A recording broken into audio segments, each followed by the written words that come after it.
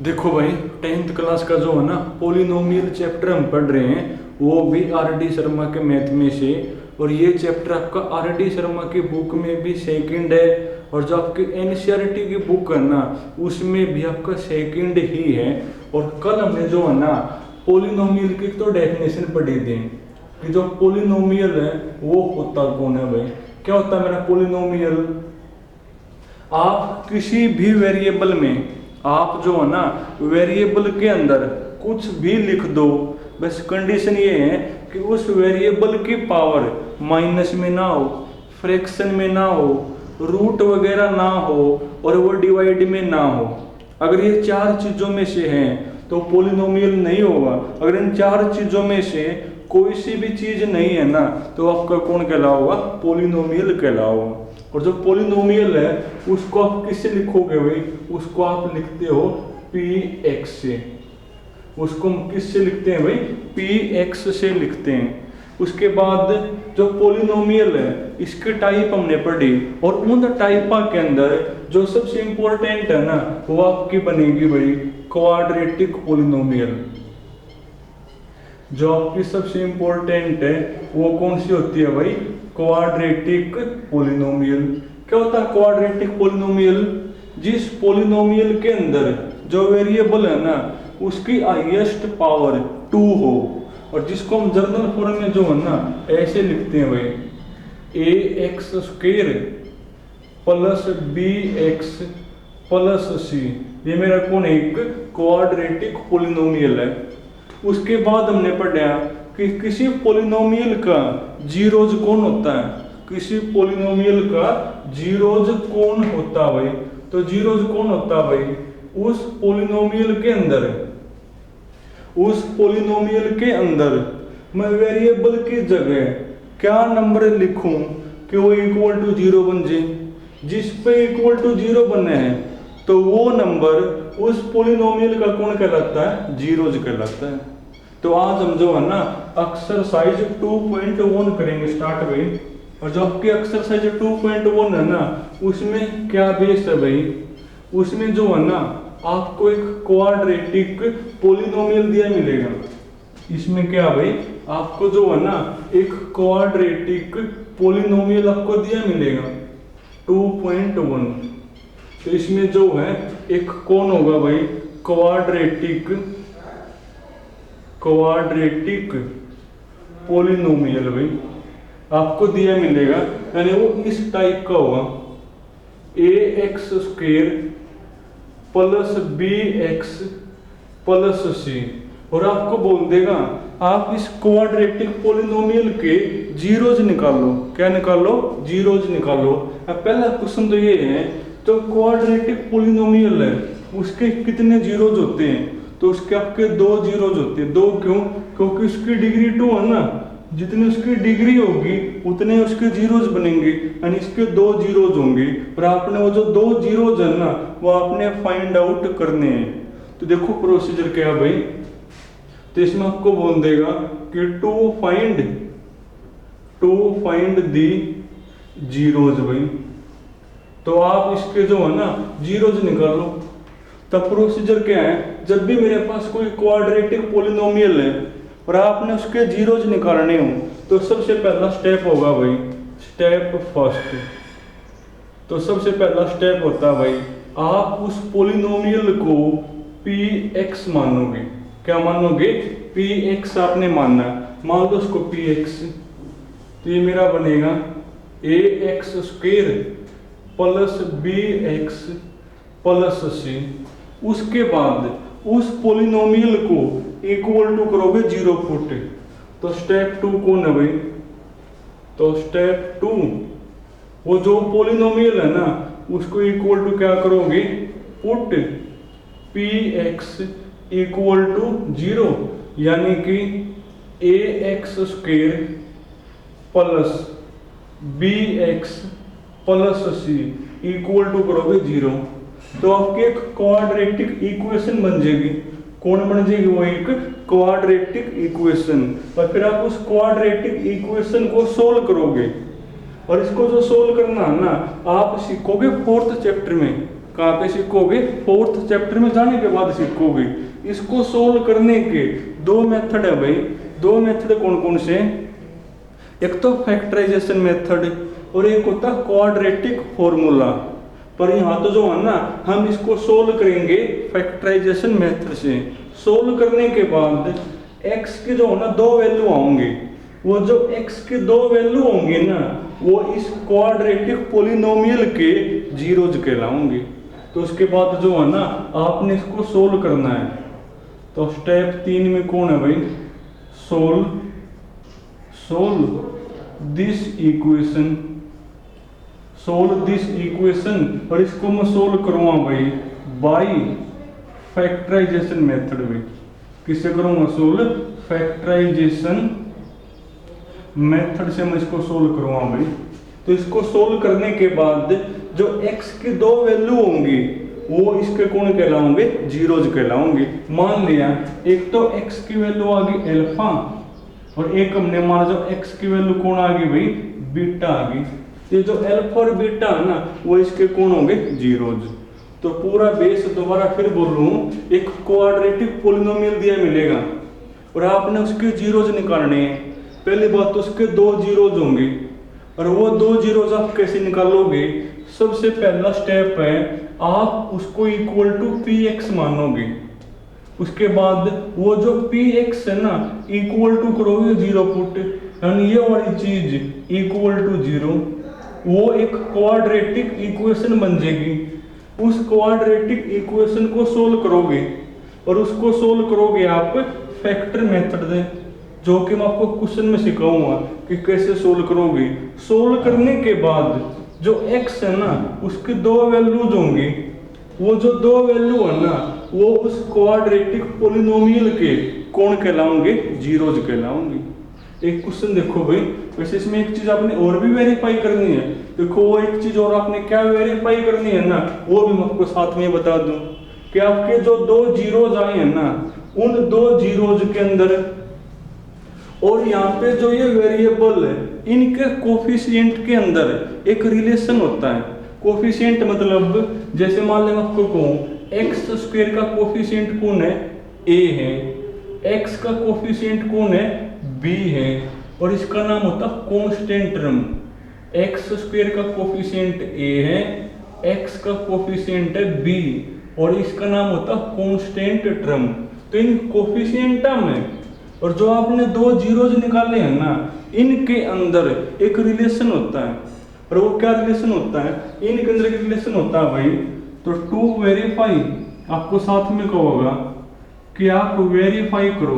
क्या वेरीफाई करो, relationship between, to verify relationship between किस किस के अंदर भाई, जीरोज, जीरोज एंड कोफिशिएंट भाई, जीरोज एंड कोफिशिएंट। और कोफिशिएंट कौन है, एक्स स्क्वायर का कोफिशिएंट है a, x का कोफिशिएंट है b, और इसका नाम है कांस्टेंट टर्म। तो इनके अंदर, और जो आपने दो जीरोज निकालने हैं, इनमें क्या रिलेशन होगा, देखो क्या होता है, वो ये होता है भाई, इन जीरोज का जो सम है ना, इन जीरोज का जो sum of the zeros, sum of the zeros, वो इक्वल टू होता है भाई, किसके equal to, minus coefficient of x upon coefficient of x square, minus coefficient of x upon में कौन, कोफिशिएंट ऑफ x स्क्वायर, यानी वो इज इक्वल टू होता है minus b upon a, minus b upon a होता है भाई। तो जो आपने दो जीरोज निकाले हैं ना, इनका जो सम वो इक्वल टू ये होता है। एक तो आपने ये कहोगा वेरीफाई करने के लिए मिलेगा आपने, एक इन जीरोज की जो प्रोडक्ट है ना, product of the zeros, product of the zeros, वो मेरी होती है भाई constant term upon coefficient of x square. वो मेरी कौन होती है, कांस्टेंट टर्म अपॉन में कौन कोफिशिएंट ऑफ एक्स स्क्वायर, यानी वो इज इक्वल टू होती है भाई सी अपॉन ए, इक्वल टू कौन सी अपॉन।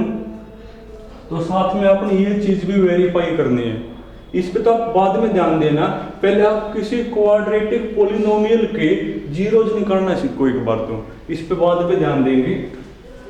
तो क्वेश्चन देखो भाई, और वो आपको जो है ना क्वेश्चन से सिखा पाऊंगा कि आप किसी क्वाड्रेटिक पॉलिनोमियल के जीरोज आप कैसे निकालोगे। तो एक क्वेश्चन देखो आन एक्सरसाइज 2.1 में, और तुम चलो पहला का जो पहला पार्ट है ना वही करवा दो, एक तो फर्स्ट पार्ट में।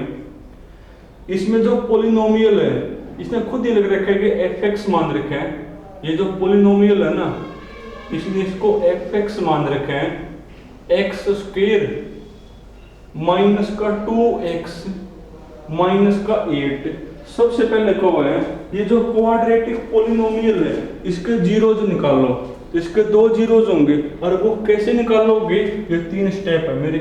सबसे पहला स्टेप, इसको कुछ मानोगे वो इन देखो खुद ही मान रखे हैं, उसके बाद उसको इक्वल टू करोगे जीरो पुट, तो ऐसे लिखोगे पेपर में भाई, तो 4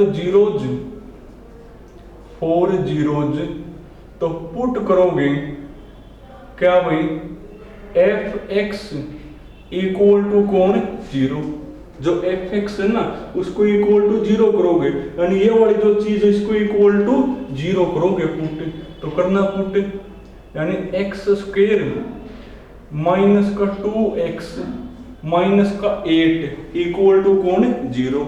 अब ये क्वाड्रेटिक इक्वेशन बन गई, और आपने इसको सोल्व करना है, और इसको जो सोल्व करना है ना वो आप सीखोगे 4th चैप्टर में। इसको सोल्व करने के 2 मेथड है, फैक्टराइजेशन मेथड और क्वाड्रेटिक फॉर्मूला। जिसको 4th चैप्टर आता है उसकी तो मन मर्जी है, चाहे फैक्टर वाले से करो सोल्व, चाहे क्वाड्रेटिक फॉर्मूला से, पर वो तुम आपको वहीं पे सिखाऊंगा। अब तुम आपको फैक्टर बना के सिखा दूं कि आप फैक्टराइजेशन मेथड से इस इक्वेशन को सोल्व कैसे करोगे। देखो क्या होता है भाई, रूल ये होता है जो एक्स स्क्वायर का कोफिशिएंट है, देखो ये कोफिशिएंट में कुछ भी नहीं तो ये 1 है, जो एक्स स्क्वायर का कोफिशिएंट है और जो आपके कांस्टेंट है उनके आपस में करोगे मल्टीप्लाई, तो 8 एकम 8, उनके आपस में करोगे मल्टीप्लाई आ गई 8। उसके बाद उस नंबर के 2 हिस्से करोगे, क्या करोगे 2 हिस्से आपने करने हैं, और वो जो 2 हिस्से आपने करे हैं ना वो इस तरीके से करोगे।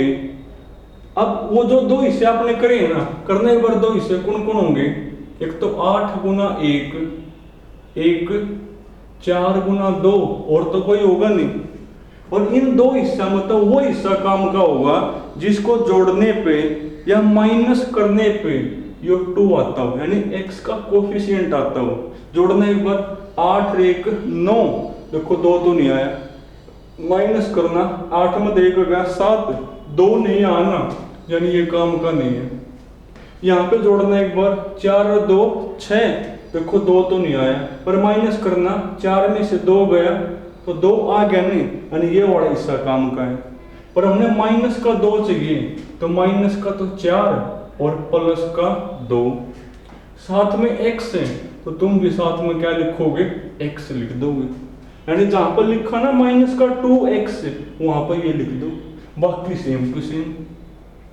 तो एक्स स्क्वायर, तो जहां पर लिखा माइनस 2x वहां पे लिखोगे माइनस का 4x प्लस 2x, ये यूं का यूं माइनस 8 इक्वल टू 0। उसके बाद जो पहली 2 टर्म है ना, यहाँ से जो आपको साफ साफ नजर आता है आप वो कॉमन लोगे। देखो यहाँ से साफ साफ क्या नजर आ रहा है, x आ हुआ कॉमन, अंदर कौन बचेगा, यहाँ तो खाली x बच गया, जब x हमने कॉमन ले लिया तो यहाँ पर बचेगा 4, और कॉमन लेने का मतलब है भाई x से हमने यो भी कर दिया डिवाइड और x से हमने यो भी कर दिया डिवाइड, तो x से x कट गया तो 4, एक x कट गया तो x। पर यहाँ से आपकी मन मर्जी नहीं होगी, अब यहाँ तक जो है ना ऐसी चीज बाहर लोगे कि सेम टू सेम या ब्रैकेट बचे, बोलो क्या बाहर लो, 2 लेना पड़ेगा जब यह सेम टू सेम बचेगा ब्रैकेट, तो अंदर कौन बचेगा, यहाँ तो x बच गया, इसमें से 2 बाहर लो, 2 बाहर मतलब इसको 2 से करो डिवाइड, तो 8/2 4 इक्वल टू कौन 0। यहां से ऐसी चीज बाहर लोगे कि सेम टू सेम या ब्रैकेट बचे। अब क्या करना होता है, इनको तो इकट्ठा लिखोगे और दोनों ब्रैकेटा मतलब एक लिखोगे, इनको तो लिखोगे इकट्ठा यानी x + 2 और दोनों ब्रैकेटा मतलब कोई एक लिखोगे। अब एक बार तो इसको लिखोगे इक्वल टू 0 और एक बार लिखोगे इसको इक्वल टू 0, स्टेप सही। तो एक बार तो लिखोगे x + 2 इक्वल टू 0 और एक बार लिखोगे x - 4 इक्वल टू 0।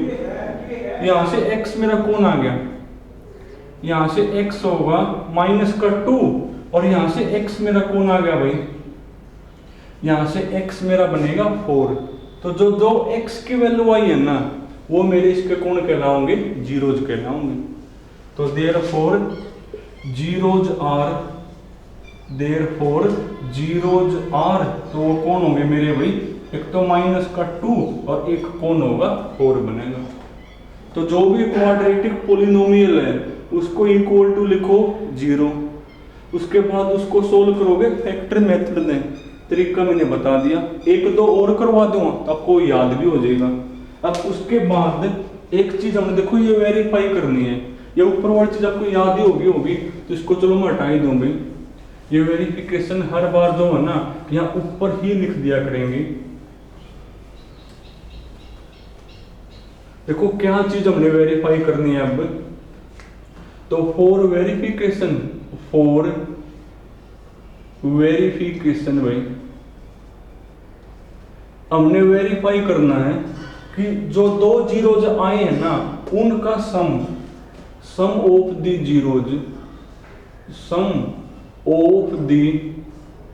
जीरोज वो कौन होना चाहिए, इक्वल टू ये आना चाहिए। देखते हैं इक्वल टू ये होगा कि नहीं होगा।